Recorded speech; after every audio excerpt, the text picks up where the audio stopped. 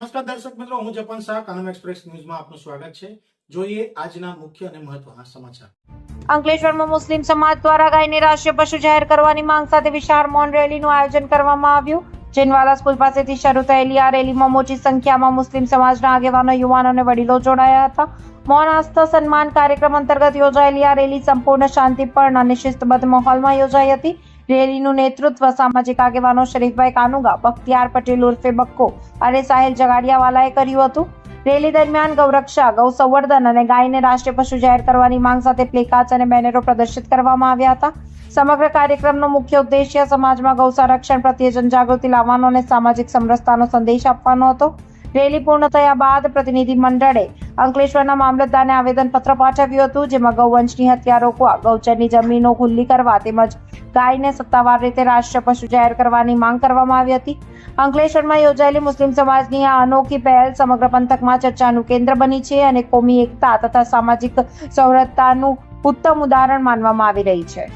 Reporter રવિ સૈયદ, અંકલેશ્વર। ભારત દેશ એટલે વિવિધ ધર્મોનો દેશ, ભાઈચારો અને એકતા એ આપણા દેશની હંમેશાથી ઓળખ રહી છે। વિશ્વમાં વસુદેવ કુટુંબકમની ભાવના ધરાવતા દેશમાં જ્યારે લાખો કરોડો લોકોની જે આસ્થા છે એ આસ્થામાં એની સૂરમાં સૂર પુરાવવા માટે અને સમર્થન આપવા માટે અંકલેશ્વર મુસ્લિમ સમાજના આગેવાનો તથા યુવાનોએ એક પહેલ ઉઠાવી છે કે આપણે આ દેશમાં જે લોકોની માંગ છે કે ગાયને રાષ્ટ્રીય પશુ જાહેર કરવામાં આવે, એ માટે અમે સૌ આજે અમારો અવાજ સરકારશ્રી સુધી પહોંચાડવા એક મૌન કાર્યક્રમ મારફતે એક મૌન કાર્યક્રમ અમે આજનો દિવસે આયોજન કર્યું છે કે અમારો અવાજ સરકારશ્રી તરફ પહોંચે કે અમે પણ એ ઈચ્છીએ છીએ કે ગાયને રાષ્ટ્રીય પશુ જાહેર કરવામાં આવે, જેથી ભારત દેશમાં ભાઈચારાની ભાવના ઊભી થાય,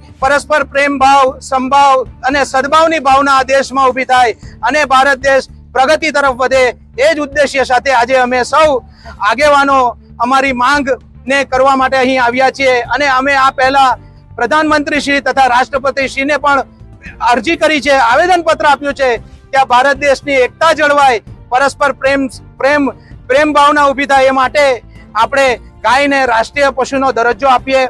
બસ એટલી જ અભ્યર્થના સાથે અહીં અમે બધા ભેગા થયા છે। જય હિન્દ, જય ગૌ માતા।